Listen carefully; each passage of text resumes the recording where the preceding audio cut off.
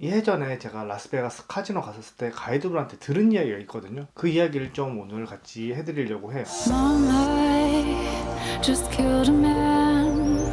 Put a gun against his head. Pulled my trigger, now he's dead.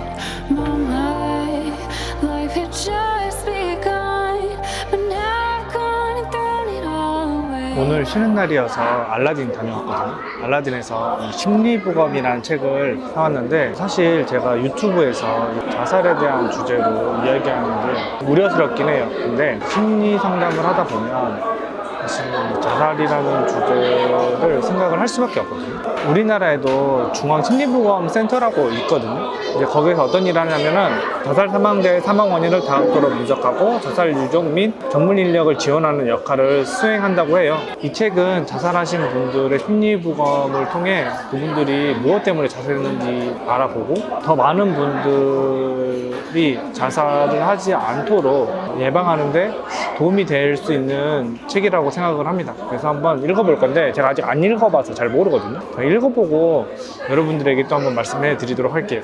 Mom, I didn't mean to make you cry.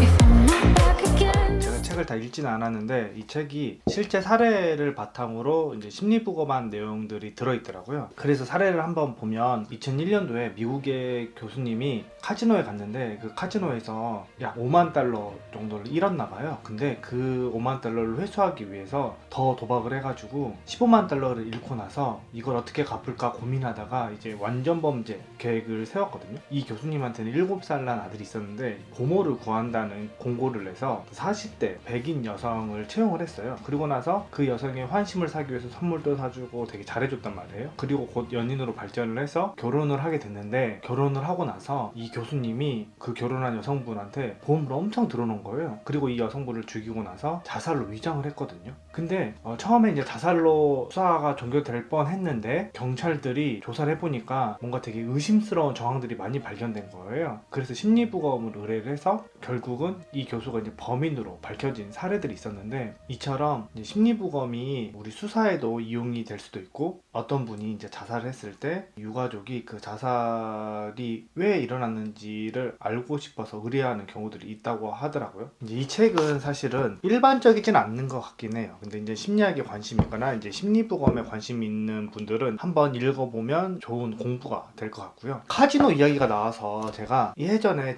라스베가스 카지노 갔었을 때 가이드분한테 들은 이야기가 있거든요. 그 이야기를 좀 오늘 같이 해드리려고 해요. 라스베가스가 사막 위에 세워진 도시잖아요. 거기에 카지노 사업이 되게 많이 발달되어 있는 건 여러분도 아실 거예요. 이 라스베가스에는 몇 가지 비밀이 숨겨져 있어요. 한번 사람이 카지노를 시작하면 중독시키기 위해서 많은 함정들이 들어가 있거든요. 보편적으로 여러분들이 아실 수도 있는 건 제외하고 말씀을 드리면, 라스베가스가 있는데 라스베가스가 들어가는 길목이 있을 거 아니에요? 근데 그 길목에 카지노가 하나씩 듬성듬성 있어요. 근데 제가 이제 가다가 그 사막 한복판에 있는 카지노에도 차가 되게 많이 주차가 돼 있는 거예요. 그래서 제가 가이드분한테 물어봤죠. 아니, 이렇게 사막 한복판에 띵 카지노가 있는데 왜 이렇게 차가 많아요? 라고 물어보니까 가이드분이 라스베가스에서 돈을 잃고 나오는 사람들이 또 원금 회복을 하고 싶은 마음에서 그 카지노를 다시 들어간다는 거예요. 그래서 제가 이 이야기를 듣고 타짜 1을 봤더니, 여러분도 기억하실지 모르겠지만 교수님 한 분이 나오거든요. 교수님이 이제 딸 수술비를 가지고 이제 도박을 하다가 다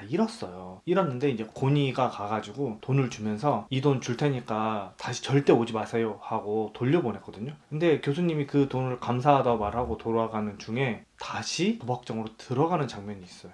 이 사람의 심리를 라스베가스 도시 설계하는데 이제 적용했다고 보시면 좋을 것 같고, 라스베가스 VIP실 보면 산소 포화도가 조금 높거든요. 좀 유행한 지 좀 지났는데 산소 캡슐 기억나시나요? 그리고 그 최근에 그 임창정 님이 회사에서 이렇게 산소 캡슐에 들어가서 자는 장면들이 예능에 나오더라고요. 그처럼 산소 포화도가 높으면 피로회복에 도움이 많이 되거든요. 그래서 산소 포화도가 높은 방에서 빨리 피로회복을 한 VIP는 또 카지노에 내려가서 도박을 하면서 돈을 잃게 만드는 이제 그런 방법들이 객실에 숨겨져 있고요.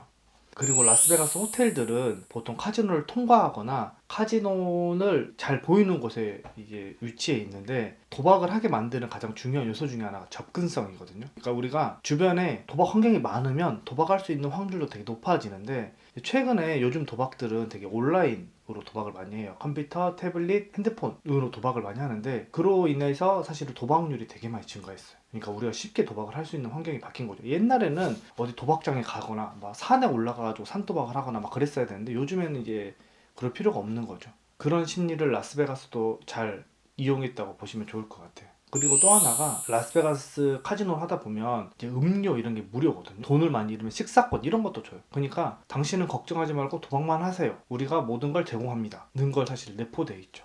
이처럼 라스베가스는 사람들이 도박을 하게끔 더 설계되어 있는 아주 무서운 도시라고 보면 좋을 것 같아요. 물론 관광만 한다, 구경만 한다, 그러면 볼 것도 너무 많고 즐거운 여행의 도시가 될 수 있을 것도 같아요. 도박 중독의 유병률은 약 5% 정도인데요. 이렇게 우리나라 인구 100명 중에 5명은 도박 중독자라고 추산할 수 있습니다. 그렇다면 이런 무서운 도박 중독 어떻게 하면 예방할 수 있을까요? 바로 안 하는 게 가장 최선의 예방입니다. 오늘은 여기까지 할게요. 안녕!